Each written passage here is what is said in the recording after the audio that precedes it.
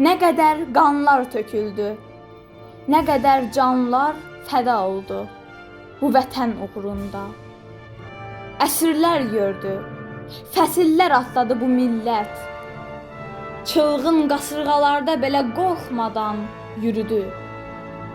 Düşmənlərə yenidən meydan oxumaq üçün. Ey vətən övladı, sən də millətini uca tut. Vətəninlə, azadlığınla qürurlan.